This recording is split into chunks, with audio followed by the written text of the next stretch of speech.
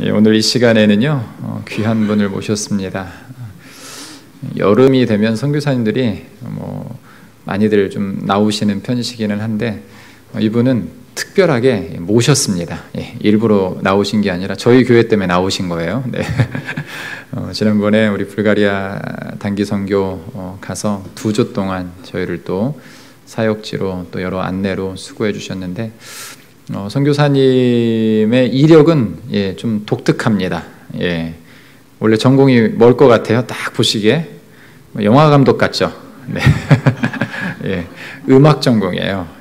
그 긴 대나무 박격포 같이 생긴 이 바순이라는 악기를 총신대학에서 전공을 하시고, 또 하나님께서 또 말씀하실 때 순종해서 불가리아에서 또 평신도 선교사로 헌신하시다가 늦게 또 총신을 다니셨습니다. 총신 다닐 때 저하고 같이 다니셨어요. 그때 참 좋은 형님 같은, 이런 열정을 갖고 계시는 분이 한국에 계셨구나. 또 이렇게 그때 또 대화를 나누다 보니까 같은 군산 동향이에요. 또 그래서 더 친해졌고 그랬는데 10년 만에 만났습니다. 10년 만에 이번에 만나서 여러 또 좋은 사역의 모습들도 이렇게 보고 또 같이 그곳에서 사역을 하면서 참 은혜를 많이 받았습니다. 여러분들, 우리 지금은 GMS, 우리 교단의 GMS 파송 선교사님으로 계시고요. 개복교회, 그 군산 개복교회 주파송 선교사님으로 계십니다. 그래서 발칸 NGO 사역을 잘 감당하고 계시고, 이 선교사님의 특징이라고 하면 혼자서 선교, 대부분은 혼자서 선교사님들이 사역을 자기 중심적으로 사역을 하시거든요. 그런데 가셔서 미리 자리 딱 잡으시고 늦게 오시는 후배 선교사님들을 다 하나로 모였어요. 그래서 연합 선교를 하십니다. 쉽지 않은 거거든요. 이 세계 방방곡곡에서 개인이 그렇게 길을 연 다음에 후배들에게 준비된 길을 딱 내놓는다는 게 여러분 결코 쉽지 않아요.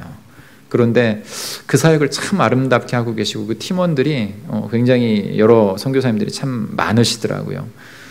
그러면서도 겸손하게 모든 분배도 정확하게 또 일괄적으로, 이번에 또 하나 또 감동받은 게, 저희가 이제 감사해서 선교비를 좀 드리고 왔더니 선교비도 무슨 아이들 선교사 자녀들 세미나 비용에 다 넣었다고 또 말씀을 하시더라고요. 이런 마음을 갖고 선교를 하시면 하나님께서 분명히 더 크게 세우실 줄 믿습니다. 귀한 선교사님 모셨는데, 여러분들 뜨거운 박수로 할렐루야 한번 외치면서 모시도록 하겠습니다. 우리 김하일 선교사님 나오셔서 은혜로운 말씀 전해주시겠습니다. 할렐루야. 할렐루야, 반갑습니다. 아유, 이렇게 낯익은 얼굴들 이렇게 보니까 너무너무 행복한 것 같아요. 참, 막 감동이 막 밀려와서 목이 메어요. 그래서 물을 준비했을 줄도 믿었는데 물통을 아예 가지고 왔어요. 좀 벌컥벌컥 마시더라도 양해 부탁드립니다.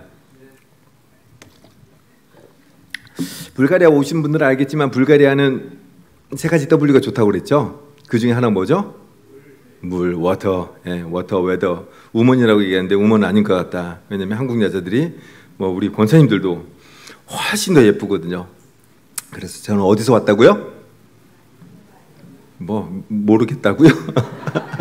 어디서 왔다고요? 불가리아에서 온 김아엘 선교사입니다. 함께 기도할게요.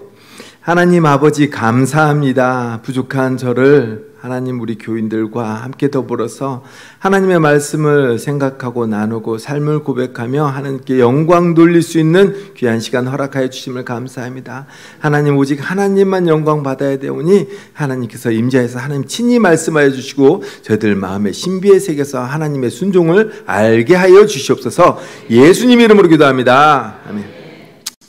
자, 오늘 말씀 너무나 잘하는 말씀이니까 좀 생략할게요. 연구하고 지금 그 성경을 독해하고 하는 그런 시간은 아니잖아요. 오늘 말씀 사사기 그 7장 2절 말씀인데, 물론 앞뒤로 여러 가지 이야기가 있어요. 앞에는 기드온이 하나님께 하나님 저 같은 사람을 왜 쓰시려고 해요? 저 같은 사람 쓰시려면 하나님 보여주세요. 이것도 보여주고 저것도 보여주고 하세요. 그래가지고 뭐 양털만 젖게 해달라, 아니면 양털만 빼고 다른 데만 젖게 해달라, 참 가지가지 하는 그런 사람의 모습이었어요. 그죠? 그 모습이 누구라고요? 저희들의 모습이에요. 하나님께 그렇게 요구를 할 때 하나님께 또 친절하게 또 그걸 다 들어주셨어요. 그러면서 미디안 사람들하고 전쟁을 해야 될 텐데 군대를 모아봐라. 그러니까 기드온이 이 사람 저 사람 다 데려와갖고 몇 명이 모였습니까? 3만 2천 명이 정도 모였죠.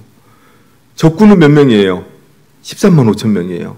13만 5천 명 대 3만 2천 명 정도면 몇 대 몇이에요? 4대 1 되는 거죠. 4대 1. 4대 1 싸울 만해요? 안 싸울 만해요? 우리 장로님은 해볼 만 하겠죠? 뭐 까짓거 뭐 4대 1, 뭐 20대 1로도 옛날에 해봤는데, 그죠? 유치원 애들하고. 4대 1이면 할만 하겠다 싶었는데 갑자기 하나님께서 오늘 그 말씀을 하셔요. 뭐라고 말씀하시죠? 여호와께서 기드온에게 이르시되 너를 따르는 백성이 너무 많은즉 내가 그들의 손에 미디안 사람을 넘겨주지 아니하리니 이는 이스라엘이 나를 거슬러 스스로 자랑하기를 내 손이 나를 구원하였다 할까 함이라 라고 얘기해요. 그러면서 돌아가고 싶은 사람은 돌아가세요 하니까 10,000명이 남아요. 10,000명도 너무 많다라고 얘기하셔요. 와, 10,000명 대 13만 5천이면 13명씩, 14명씩을 싸워갖고 이겨야 되는데 많은 게 아닌데 하나님께서는 많다라고 얘기해요. 기도는 또 순종을 합니다. 왜? 하나님의 능력을 아니까. 하나님께서 전능하신 하나님이신 걸 아니까 인정을 하고 기도는 사람들을 하나님께서 명령하신 대로 시냇가에 가서 물 먹는 모습을 보고 거기서 뽑는 사람이 몇 명이 남았죠? 300명 남았어요. 우리 팀들하고 이제 그리스를 함께 이렇게 성지순례도 하고 예배도 드리고 또 우리 목사님께서 때마다 귀한 말씀 전해주셨는데 거기 지나가다 보면 온천하는 곳이 있었어요. 혹시 지금 그 이름 기억하세요? 테르모필레라고 하는 곳인데 그 온천하는 그곳 테르모필레는 옛날에 기원전 480년경에 그런 일이 있었습니다. 크르세스라고 하는 그 페르시아 사람들이 100만 명이 왔어요. 100만 명. 100만 명 여러분 혹시 모인데 혹시 가보셨어요? 아무튼 지금 우리 이 숫자가 어림잡아 한 150명 정도 되려나요? 근데도 꽤 많아 보이는데 100만 명 하면은 이거의 만배예요. 어마어마하게 많은 거죠. 그 사람들이 저기서 새까맣게 오는데 전쟁을 하려고 나선 사람들이 누구냐면 스파르타 사람들이에요. 그 사람들이 고작 300명을 데리고 가서 전쟁을 합니다. 자, 100만 명 대 300명이면 몇 대 몇으로 싸워야 돼요? 한 사람이 3,333명을 죽여야 돼요. 말이 됩니까? 안 된다고 좀 해줘 보세요. 원래 각본상 안 된다고 얘기해야 하잖아요. 안 되는 거예요. 한 사람이 4사람 이기기도 힘든데 그거에 1000배를 이겨야 돼요. 3,300명을 이겨야 돼요. 말이 됩니까? 안 돼요. 안 되는데도 불구하고 12m의 좁은 폭에 포진하고 있으면 저 사람들이 100만 명이든 뭐 1000만 명이든 상관없이 거기를 지나가는 사람들은 숫자가 한계가 있으니까 우리 300명만 서 있으면은 1진이 싸우고 지치면 2진이 싸우고 지치면 3진이 싸우고 다시 지치면 1진이 싸우고 해서 돌아가면서 싸우면 이기겠다. 거기만 지키면 그 모가지 같은 곳 헬게이트라고 하는 그곳만 싸우면 이기겠다 해가지고 그 사람들이 싸웠어요. 첫날 이기고 둘째 날도 이겼어요. 왜? 거기로 100만 명이 한꺼번에 지나갈 수 있어요? 없어요? 12m밖에 안 되는 폭이니까 지나가는 사람이 한정이 있으니까 아무리 무섭고 힘쓰고 커다란 동물, 코끼리도 영화에 보면 코끼리도 나오고 뭐 코뿔소도 나오고 뭐 거인도 나오고 여러 사람들이 나오거든요. 혹시 그 영화 보신 적 있으세요? 300영화 보신 분? 할렐루야. 영화빨은 안 먹혀도 영빨은 먹힐 줄 믿습니다. 12m밖에 안 되는 곳이니까 그렇게 어마어마한 사람들이 와도 거기를 지나갈 수가 없는 거예요. 한꺼번에. 그러니까 꼭 거기 지나가는 사람들이 제가 한번 서보는 걸 한번 계산을 해봤어요. 1m에 3명씩 서요. 12m면 몇 명 쓸 수 있을까요? 뭐 36명 쓰겠죠. 대륙 잡으면은. 36명밖에 못 지나가니까 어느 정도 300명으로도 충분히 커버가 되었었다는 얘기죠. 그러니까 자기 앞에 있는 사람만 죽이면 된다라는 그런 각오를 일사각오로 싸웠어요. 어마어마한 전쟁을 했는데 결국에는 내부 밀고자가 있어가지고 뒤에 길을 알려줘요. 그래서 뒤로도 전쟁을 하면서 결국엔 지게 됩니다. 그게 전설 같은 이야기가 되어가지고 스파르타의 300용사 하면은 사람들이 아주 기억을 해요. 근데요, 오늘 본문에 똑같은 내용이 있어요. 그죠? 뭐가 다르냐면 스파르타의 300용사는 자신의 힘을 갖고 자신의 의지를 가지고 싸웠습니다. 근데 기드온의 300용사는 누구의 힘과 누구의 의지를 가지고 싸웠죠? 봐요, 얼마나 웃기는지. 항아리를 준비하고 횃불을 준비해요. 근데 하나님이 일하시니까요, 안 될 일이 돼버리는 거잖아요. 여러분들 사업하다가 가정일을 보다가 여러 가지 사람들과의 관계 속에서 사람의 생각으로는 안 되는데 하나님이 개입해서 되는 경우 많이 있잖아요. 그렇지 않아요? 제가 이제 신학교 때 들은 얘기인데, 신학교가 좀 공부가 좀 빡세요. 빡세다는 말이 뭔 말인지 알죠? 어렵다는 얘기죠. 엄청 어려워요. 시험을 보는데 시험 문제를 모르겠대요. 그래서 시험 답을 모르는 거죠. 문제는 봤으니까. 답을 모르는 거니까 답을 몰라서 고민하다가 나가면서 그래도 은혜의 점수라도 있겠지 싶어가지고 하나님은 다 아십니다 하고 쓰고 나갔어요. 교수님이 그걸 보고 고민하기 시작을 했어요. 한참 기도하면서 채점을 했는데 채점표에 뭐라고 썼냐면 하나님은 100점, 너는 0점.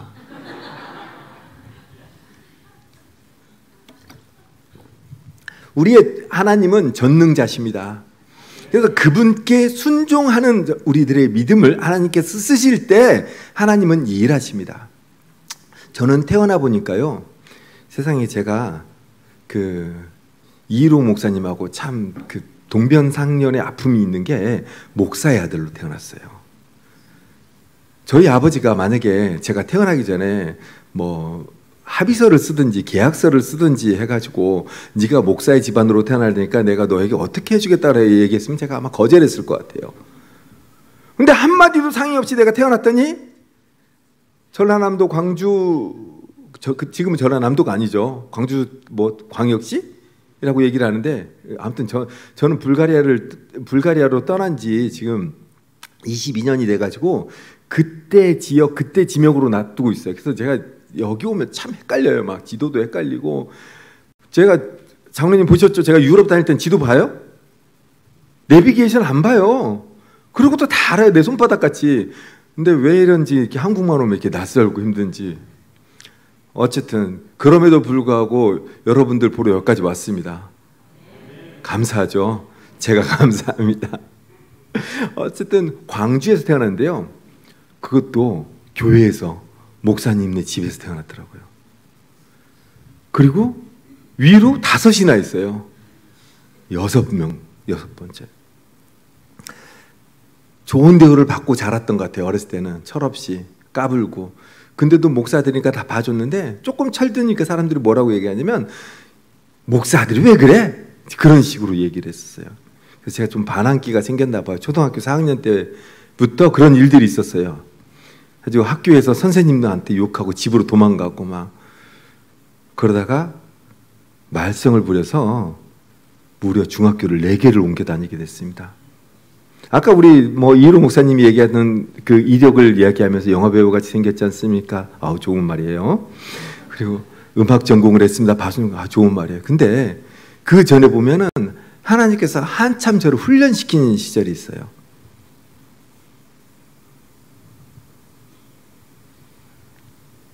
목사들로 태어나가지고 그래서 교회에서 사람들 보기도 싫었었어요. 그래서 군산중학교, 강서중학교, 봉천중학교, 성서중학교에서 졸업을 했는데 성서중학교에서 어떻게 졸업을 해요? 참 저도 신기해요. 그 학교에서 졸업할 수가 없거든요. 왜냐하면 허남해라고 교장 선생님이 있는데 교장 선생님이 있는 교무실에서 제가 깽판을 부렸었어요. 책상을 뒤엎고. 그래서 허남해 교장 선생님이 저 새끼 잘라! 이거보다 500배 큰 목소리로 얘기했어요. 근데 그때 3학년 8반 한충훈이라는 선생님이 있었는데요. 그 선생님이 저희 담임이었는데 저를 꼭 안아주고 아이라 좀만 참자 그랬어요. 알고 봤더니요. 이 학교가 처음 생겼거든요. 근데 이 선생님이 멜본딘, 지금은 영광여 중고등학교잖아요. 멜본딘에서 선생님을 할 때 가장 존경하는 분이 그 옆에 교회 목사님이었대요. 혹시 아세요? 근데 그 목사님의 아들이 자기 반으로 온 거예요. 얘가 착하면 좋은데 맨날 쌈박질이나 하고 맨날 상처는 이렇게 나가지고 학교는 또 제때 오면 좋은데 꼭 2교시 끝나고 애들 도시락 까먹을 때 그때 와가지고 애들 도시락이나 뺏어 먹고 그러니까 참 마음속으로 아 얘는 내 십자가인가 보다 그랬어요. 그런데 그렇게 사고를 쳤대요. 그래서 제가 그분의 정성스러운 사랑으로 간신히 중학교를 졸업했습니다. 그리고 고등학교는 마포고등학교 들어가자마자 아무튼 쉽게 다녔어요. 고등학교는 하나만 다녔어요. 왜? 아우라가 있어 보이지 않습니까? 어쨌든 뭐 이런 얘기는 나중에 이제 청년들 예배나 아니면 뭐 그런 얘기를 하면 되게 좋아하더라고 애들이.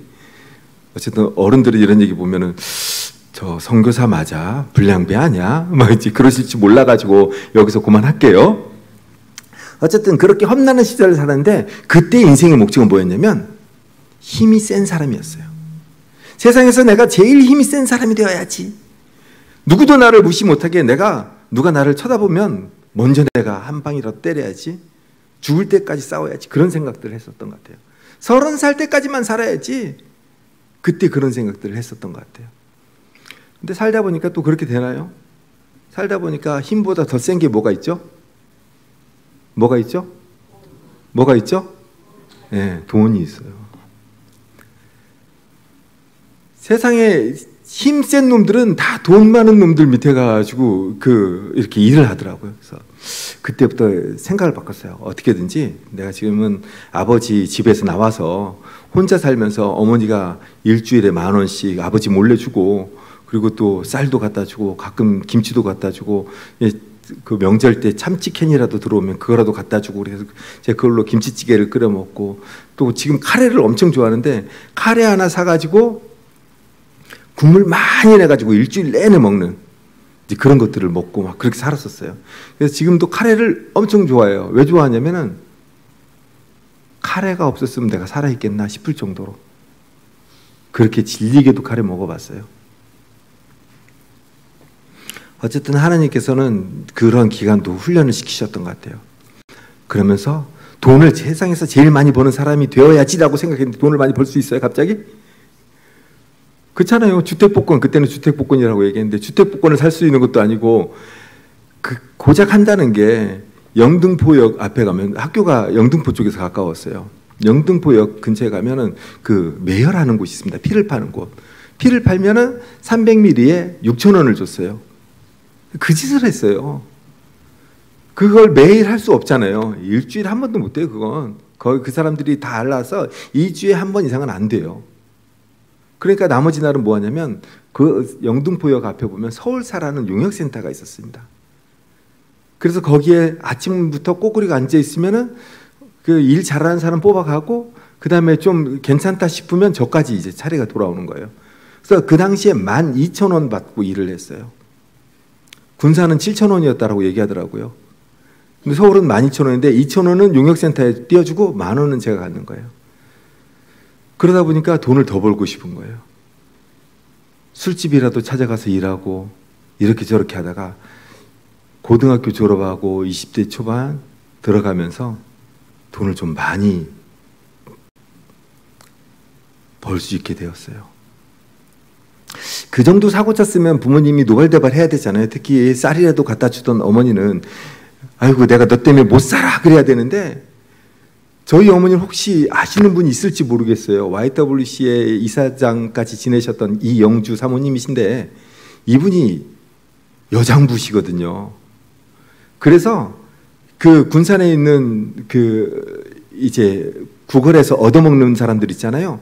그분들을 데리고 페인트 가르치고 도배 가르쳐서 일하는 여성의 집이라는 프로그램을 통해서 그 사람들 일시켰던 사람들이에요. 입도 남다르게 걸쭉하셔서 이놈의 새끼 저놈의 새끼 나오는 건 그냥 기본 보통 언어였던 것 같아요. 근데 이분이 저한테만 오면 아이라 수업료 이번에는 많이 냈네, 뭐 누구하고 이렇게 싸워가지고 합의금이라도 물어주고 병원비라도 물어주면 그런 얘기를 했던 것 같아요. 사람은 100번 된다. 기도하는 자식은 망하지 않는다. 나는 너를 사랑한다. I love you. 맨날 이 말을 했어요. 그때는 뭔지도 몰랐어요. 그냥 그때만 넘어가면 되는 줄 알았는데 나중에 봤더니 그렇게 기다려주고 하신 어머니 아버지의 그 사랑과 기도가 있었더라고요. 물론 이 시간이 더 길면은 또 뭐 다른 얘기도 해보겠지만 어쨌든 그런 시절을 겪고 났는데 어머니가 어느 날 제가 일하는 술집에 오셨어요. 명동에 잘 나가는 디기디기라는 술집이었는데 거기서 저는 왜요? 너무 성스러운 자리에서 너무 술술 나와서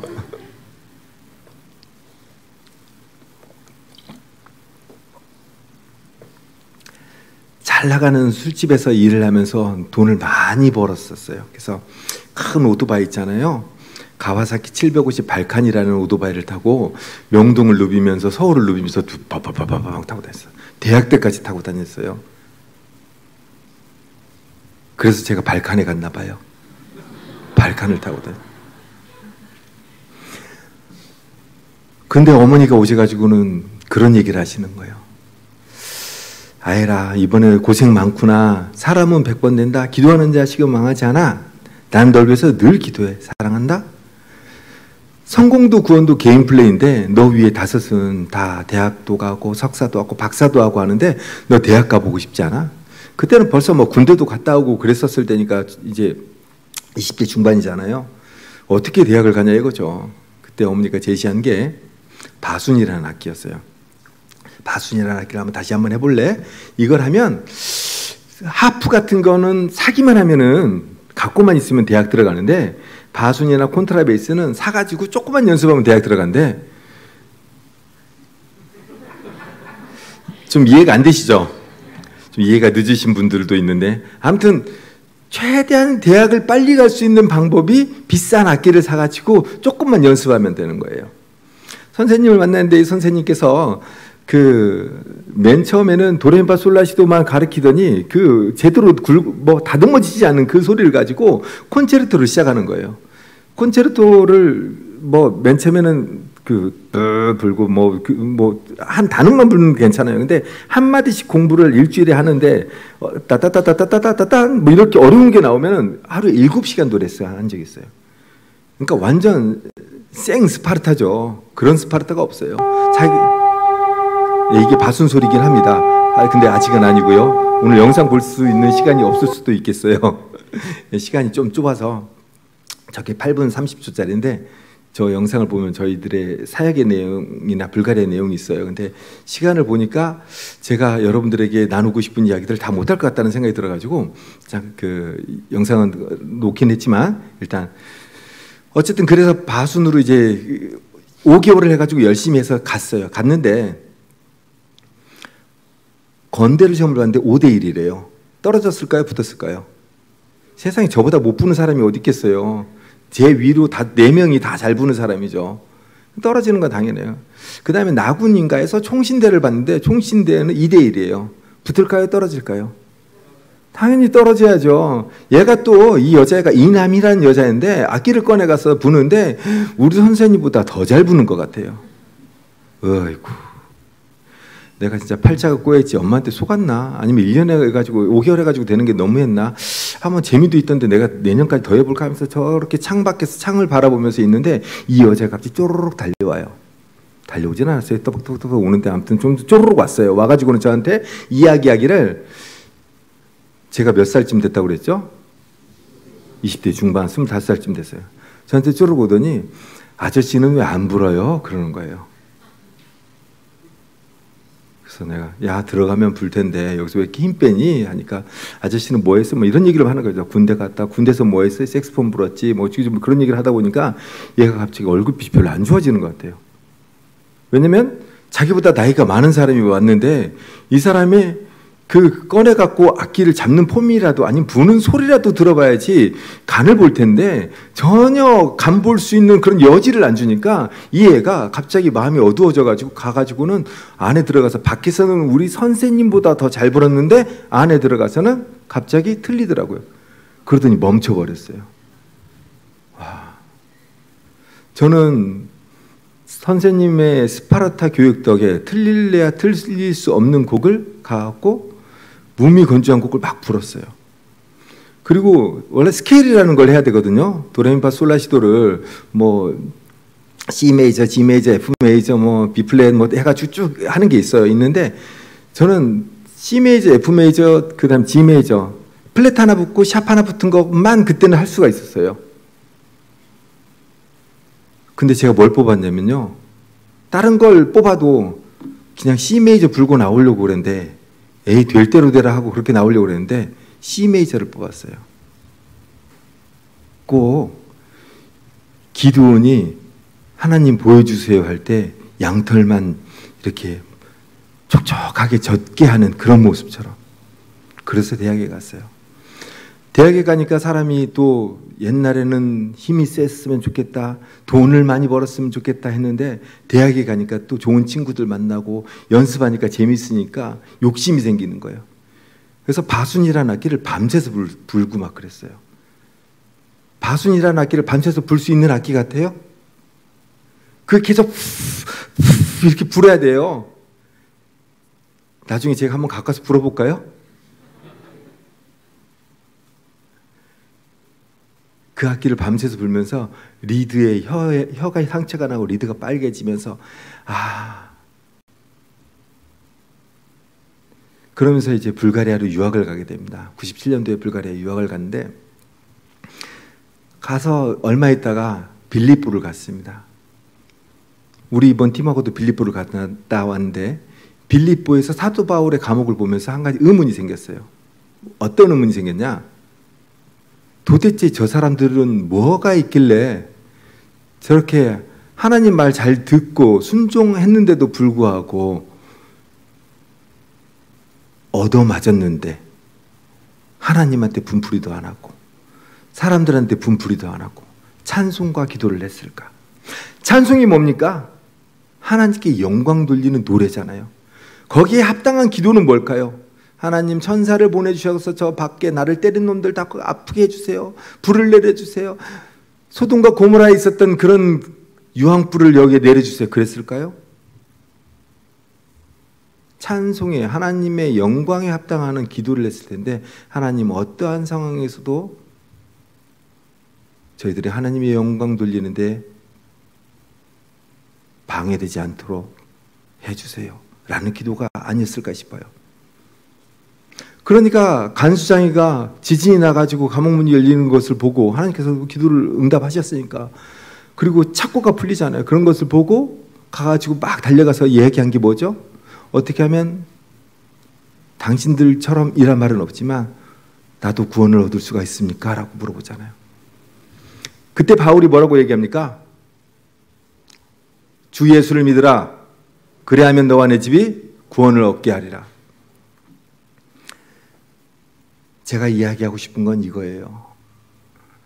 제가 그때부터 예수를 믿기 시작을 했는데 예수를 믿으니까요, 예전에 내가 인간의 힘으로 내가 가지고 있을 수 있는 물질로 내가 가질 수 있는 명예로 내가 무언가를 세워보려고 했었던 내 모습이 하나님께서 오늘 사사기 7장 2절 통해서 말씀하시는 것처럼 그게 첫 번째 목적이 되어서는 안 돼. 그러면 네가 얻은 걸 가지고 하나님께 영광 돌리는 건커녕 네 힘으로 스스로 했다라고 자랑할 거 아니야 라고 이야기를 하시는 것 같아요. 그러면서 선교사가 됐어요. 하나님, 제가 순종할게요.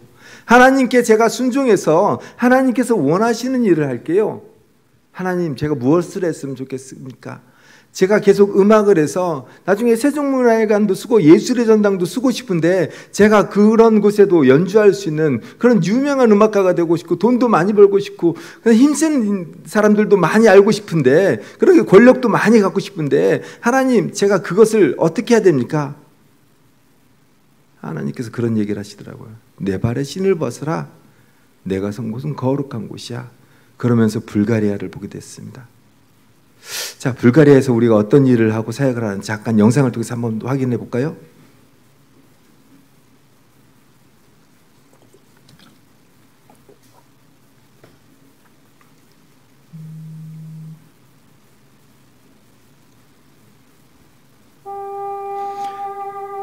이 처음에 나오는 이 소리가 바순 소리입니다. 이제 점점 커질 거예요, 소리가. 불가리아는 장미의 나라죠.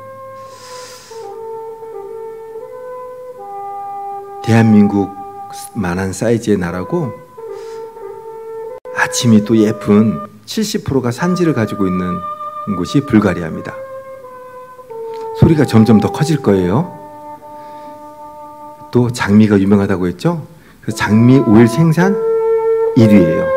또 여러분들이 잘 알다시피 불가리아는 유산균의 나라. 또 운동도 잘하고요. 또 음악도 뛰어납니다. 그래서 제가 음악 공부를 하러 불가리아에 갔었던 것입니다. 무엇보다도 성경을 번역한 키릴 문자가 있는 나라. 정교에 근거한 신앙을 가지고 있고 천년의 역사가 흐르는 네세버르, 벨리코토르노보, 그리고 테테벤스키 마나스티르,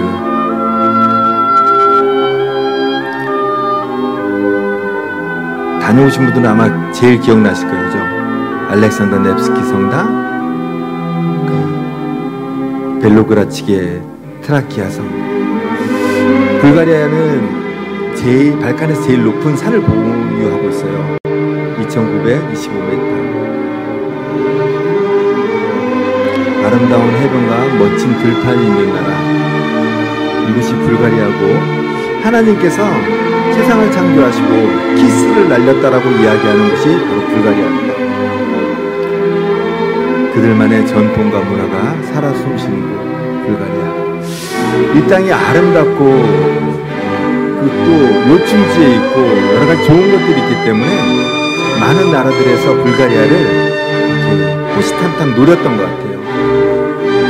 오스만 투르크도 그랬고, 비잔틴 제국도 그랬고, 로마도 그랬고. 특히 오스만 투르크 제국은 불가리아를 포함한 발칸반도를 400년에서 500년 동안 통치하기도 했었습니다. 그래서 무슬림 문화와 음식 문화, 옷 입는 문화, 그리고 민속적인 문화들도 많이 뺏겼었습니다. 하지만 500년 동안 신앙의 뿌리들을 지켰고, 그리고 그 신앙의 뿌리를 지킨 결과 같은 신앙을 가진 러시아의 도움으로 독립을 얻게 됩니다. 하지만 그걸로 끝나지 않고 1차 발칸 전쟁, 그리고 또 2차 발칸 전쟁, 1차 세계대전, 또 2차 세계대전은 불가리아의 우울한 시절이 있었습니다. 더 참담한 건요, 그 이후에 2차 세계대전 이후에 공산주의가 시작되었습니다. 1945년부터 1990년도까지 89년도까지 45년간의 긴 시간 동안 공산주의가 있었는데, 그때는 상점에는 물건들도 없었고요. 빵을 하나 사려고 해도 200m, 300m 줄을 서서 빵 하나를 배급받고 돈을 줬어야 됐었습니다. 이 사람들의 열망과 세계 정세에 의해서 불가리아는 특히 민주주의가 주어졌는데, 민주주의 자유가 주어졌지만 미숙한 민주주의에 의해서 여러 가지 혼돈의 시기가 돌아오게 됩니다.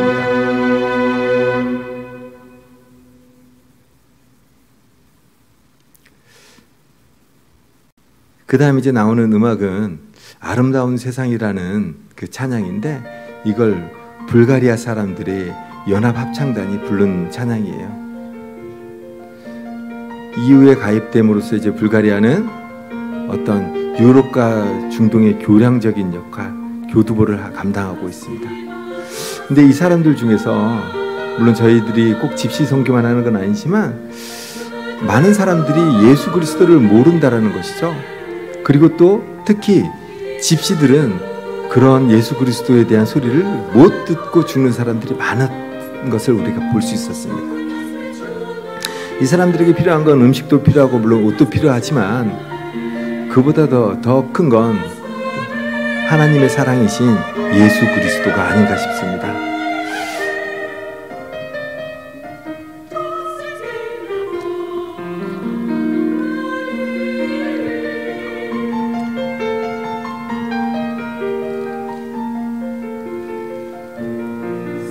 그들과 함께 말씀으로, 기도로 그들의 상처를 만져주고 예수 그리스도로 돌이키게 해줄 수 있는 사람. 불가리아에 그래서 하나님께서 많은 선교사들을 보내주셨어요. 저도 그 중에 일부고 함께 동역할 수 있는 많은 귀한 분들을 하나님께서 보내주셨어요. 그래서 저희들이 오픈 발칸이라는 팀으로 NGO 단체를 설립하고 NGO가 교회를 돕고 교회가 사회 참여를 할 수 있는 그런 역할들을 감당하고 있습니다.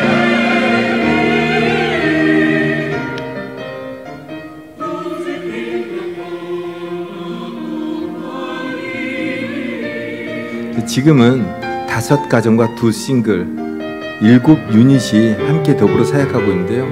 여기에는 뒤에 오신 2분은 아직 그 사진을 넣지를 못했습니다. 김주현 선교사님, 신순철 사범님은 이 뒤에 오셨고, 저희들은 김장 축제를 하고요, MK 수련회를 하고, 지도자 세미나를 하고, 교회 사역들을 하고, 말씀 사역들을 하고, 여러 가지 사역들을 감당하고 있습니다. 구제 사역들을 하고, 약품 사역들을 하고, 만원의 행복 등을 통해서 축구 전도를 하고, 임용 사역들을 하고, 물론 여기에 지금 다 포함할 수는 없었지만 하나님께서 저희에게 주시는 만큼의 그 힘으로 전능자 하나님을 의지하고 순종하는 마음으로 그들을 섬기고 함께 말씀으로 그들과 함께 무장되고 있습니다. 여기는 저희들이 섬기는 그 이반호프 목사님과 섬기는 소피아 교회인데요. 아까 모습은 2007년이었는데 지금은 2017년의 모습. 교회 외부도 바뀌었지만 내부도 바뀌었지만 뭐 외형적인 모습도 바뀌었지만 내적인 모습도 많이 바뀌었습니다. 벨리사 교회도 2007년의 모습, 그러니까 2017년의 모습. 또 벨링그라드에 있는 아네지자 마을, 우리가 만원의 행복을 하면서 다녔던 그 마을인데 여기는 1997년 저희가 맨 처음에 갔을 때 모습이면 이제 이건 2017년의 모습. 지금은 또 더 바뀌었죠, 그죠? 최근에 또 하나님께서 허락해 주셔서 리모델링을 해서 많이 바뀌었습니다. 여기는 2001년에 그 차고에서 개척했었던 오벨리아 교회의 모습인데요. 하나님께서 여기도 많이, 지금 사진을 못 넣어서 그런데 내면적으로도 외형적으로도 많이 바뀌어서 하나님께서 쓰시기에 합당한 교회들이 되었습니다. 하나님께로 완전히 의지하는 그 모습, 하나님께서 일하실 걸 완전히 그 의지하는 모습은 사실 힘을 빼는 모습이어야 된다고 생각을 합니다. 32,000명 정도가 있으니까 이 인원을 데리고 가서 싸우면 어느 정도 그래 승산이 있겠지라고 생각할 수 있겠죠. 300명을 데리고 왔던 스파르타 사람들처럼 전략적인 요지에서 앞에 오는 사람만 죽이면 돼, 그렇게 싸우면 돼 라고 생각할 수도 있을 거예요. 근데 하나님께서는 힘을 빼라고 합니다. 힘을 빼고 빼가지고 10,000명밖에 안 남았는데 하나님은 그때 또 뭐라고 얘기하시죠? 거기서 더 힘을 빼라고 얘기하십니다. 아브라함에게도 하나님께서는 그러셨어요. 하나님이 계속 약속을 하고 지키지 않으니까 아브라함은 하나님한테 그렇게 얘기합니다. 하나님, 그만 뻥치세요. 제가 내 종 엘리에셀이라게도 내 유업을 물려줄게요 라고 얘기해요. 근데 하나님께서는 아직은 너는 때가 아닌 것 같아 라고 얘기하세요. 하나님, 내가 내 종 하갈에게라 들어가서 이스마엘을 낳았으니까 얘한테 내 유업을 물려줄게요 라고 얘기해요. 하나님께서는 뭐라고 생각하실까요? 너는 아직 나에게 순종할 수 있는 것이 아닌 것 같아. 아직 네 힘으로 뭔가를 해보겠다는데 네 힘이 아니야. 100세가 되어서 그때 고백을 합니다. 내가 생산할 능력이 없어. 내 안에 살아도 그럴 능력이 없어라고 이야기할 때 하나님께서는 뭐라고 하십니까? 내가 너에게 이삭을 줄게. 힘을 완전히 뺐을 때 하나님께서는 이삭을 주셨고, 이삭을 드리는 모습으로 순종을 할 때 하나님께서는 하나님이 일하심을 보여주셔요. 더 많은 자손들을 주셨잖아요. 저 또한 하나님께서 귀하게 허락하여 주셔가지고 이렇게 사역을 했어요. 열심히 했어요. 하나님께서 저는 평신도로 평생 선교할래요 그랬더니 하나님께서 신대원에 가래요. 싫어요. 그래서 저는 개복교회 당회에 가서도 저는 평신도로 선교하는 게 옳다라고 생각합니다라고 그렇게까지 이야기했어요. 그러다 우리 그때 담임 목사님이셨던 최강렬 목사님한테 욕 바가지로 얻어먹었어요. 나는 널 잘해 죽으려고 하는데 왜 그러냐. 제 힘이 아직 남아있었거든요. 힘을 빼고 신대원을 갔다 오니까 정말 제 목적에 맞는 연합사의 평신도 선교 사역을 할 수가 있더라고요. 특별히 2012년도에는 갱그리아라는 곳에 가가지고 하나님께서 제게 말씀을 깨닫게 해주셨는데요. 갱그리아는 사실 성경에 딱 2번 나와요. 어디 나오죠? 사도 바울이 머리를 깎고 서원한 곳. 또 갱그리아 출신 베베를 로마서 1장에 보면 천거해서 로마서를 이태리로 가지고 간 사람이 베베가 아닙니까? 라고 어떤 학자들이 그렇게 얘기하는데 어쨌든 그렇게 2번 나오는 곳입니다. 근데 거기서 이제 찬양을 하면서 한참 기도를 하고 있는데 그때 2012년도에 제가 죽음을 3번을 당했어요. 첫 번째는 저하고 함께 동역하면서 저를 가르쳐 주셨던 할아버지 목사님 이바노프 목사님께서 돌아가셨고요. 2번째는 그 선교사들의 연합을 위해서 선교사 연합회를 만들어 주셨던 이종만 목사님이란 분이 이종만 선교사님이란 분이 또 돌아가셨어요. 셋째는 저는 아이를 많이 낳을 거야. 맨 처음엔 그렇지는 않았지만 은혜를 받고 나서 아이를 많이 낳을 거야 해서 넷째를 가졌었는데 그 넷째가 태어나기 일주일 전에 죽었어요. 그러면서 가정도 내 힘으로 되는 것이 아니고 사역도 내 힘으로 되는 것이 아니고 교회도 내 힘으로 되는 것이 아니구나라는 그런 고백들을 했을 때 하나님께서 2012년도에 갱그리아 항구 터에서 찬양을 할 때 저에게 큰 은혜를 주셨어요. 거기서 바울이 왜 제가 주로 하는 고백들이 그렇죠. 바울이 감옥에서 왜 그랬을까? 바울이 왜 여기서 머리를 깎고 서원했을까? 그런 고민들을 많이 하는데 바울이 왜 여기에서 머리를 깎고 서원했을까? 생각을 해보니까 아까 빌립보 감옥에 갇혔었잖아요. 그죠? 그리고 거기서 첫 번째 교회를 세우고 데살로니가로 가요. 데살로니가에서 교회를 세웠는데 그 교회에서 3주나 설교를 하게 되고 그곳에서 유대인들이 거리의 불량배를 통해서 핍박을 하니까 베레아로 도망가요. 베레아 사람들은 신사적이어서 믿는 사람들이 많고 바울의 전한 복음이 그런가 해서 날마다 상고하는 사람이 많은데 데살로니가에 있는 사람들이 베레아까지 가가지고 또 베레아 사람들이 피신시켜서 아데네까지 와요. 아데네 보니까 커다란 신전도 있고 사람들이 우상을 섬기는 걸 보니까 아덴 사람들아 너희는 메시아의 종교성이 많아 너희들이 알지 못하는 신에게라도 바치는 제단을 내가 보았어. 근데 그 알지 못하는 신을 너희들에게 가르쳐 줄게라고 이야기하면서 예수 그리스도를 전합니다. 거기서 그 스토아 학파와 에피그로스 학파하고 논쟁을 하다가 지쳐가지고 고린도에 가요. 고린도에서도 보고 브리스길라와 아굴라를 만나서 동역자를 얻었는데 유대인들이 또 핍박을 하고 회방을 하니까 먼지를 털고 너희들의 죄는 너희들이 돌아 나는 이방인을 섬기겠다라고 이야기하면서 찌그러지는데 그때 예수님이 와요. 그러면서 예수님께서 이성의 나를 믿는 백성들이 많으니까 담대하게 나가서 복음 전하라 이야기를 하는 것을 듣고 그곳에서 1년 6개월을 선교 사역을 하고 교회를 든든하게 세우고 이제 떠날 차례입니다.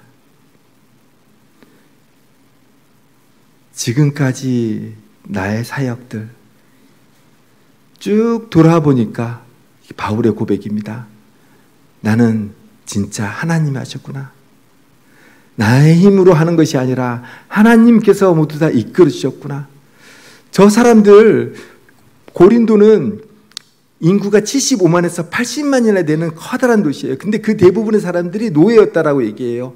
고린도 운하가 6km 정도밖에 안 되는데 그 운하를 파기 전에는 이쪽 고린도 항구에서 오는 배를 짐을 노역자들을 통해서 이 갱그리 항구까지, 에게에까지 다 옮겼었어요. 6km나 되는 데를 옮겨야 되니까 사람들이 좀 많이 필요했겠습니까? 심지어는 배가 작으면 배 밑에 통나무를 깔아가지고 그렇게 옮겼었어요. 근데 거기서 바울은 고백합니다. 그 많은 노예들, 제가 거기 앉아 있으니까 거기에 소나무가 많은데 그 소나무들이 전부 다 노예처럼 보이는 거예요. 근데 머리를 빡빡 깎은 노예처럼. 그러면서 바울의 모습이 생각났어요. 아, 바울은 여기에서 지금까지 내가 쭉 사역했었던 빌립보에서 사역, 그리고 그 데살로니가의 사역, 베레아의 사역, 아덴의 사역, 이 고린도의 사역마저 모두 다 하나님이 하시는 거야. 난 진정 하나님의 종이 되어야 되지 않을까. 그런 마음으로 머리를 삭도 내고 서운하지 않았나 싶어요. 성경에는 안 써있지만 제게 하나님께서 그런 마음을 주시더라고요. 그러면서 이렇게 사역해서는 안 되겠구나. 나의 힘으로 사역하는 것이 아니라 연합사역을 해서 하나님께 순종하는 우리 팀, 나부터 그런 모습을 보였으면 좋겠다라고 생각해서 그때부터 팀 사역을 하기 시작을 했어요. 자랑은 아니지만 아까 이희로 목사님도 그런 얘기를 하셨잖아요. 세계 방방곡곡 돌아다니면서 선교사님들 정말 많아요. 우리 대한민국 선교사님들이 2만 명이 넘어갔어요. 2만 4천 명이 됐대요. 근데 그 선교사님들이 전부 다 굉장히 유능하시고 정말 영적으로 깨어있고 복음을 전하기 위해서 갔는데 무엇 때문에 선교를 못하냐면은 자아가 드러나서 선교를 못하는 경우가 많아요. 내 것을 세우려고. 야, 너 3만 2천 명이지 안 돼. 10,000명도 많아. 너를 빼고 나를 드러내라고 이야기하는 그 가장 좋은 방법이 뭐냐면은 팀 사역을 하는 거더라고요. 내가 하나님께 하나님 제가 순종할래요 하는 것은 다른 거 필요 없어요. 내가 어떻게 하면 모여있는 공동체에서 나를 낮추는 것인가. 충진교회도 그렇습니다. 충진교회도 여러분들 많이 달란트 가지고 열심히 일하시죠. 각자 곳에서. 근데요, 교회가 드러나고 하나님의 영광이 드러나려면은 사람의 힘을 빼야 돼요. 숫자가 많은 교회, 그게 중요한 게 아니에요. 300명일지라도 전능자 하나님께서 일하실 수 있도록 우리가 순종한다라면 누가 일하십니까? 전능자 하나님께서 일하십니다. 그런 충진교회가 되기를 축복합니다. 무엇보다도 여러분들이 그 안에 가장 큰 헌신들을 해야 돼요. 하나님, 내가 헌신할게요. 내가 바울처럼 머리 빡빡 깎고 내가 가지고 있는 것 하나님께 다 내려놓고 32,000명 아니고 10,000명 아니고 300명 하나님만 의지하는 그 마음으로 제가 말과 생각과 행동 속에서 예수 믿는 영광이 드러날 수 있도록 허락해 주세요. 그런 헌신이 있어야 됩니다. 안 될까요?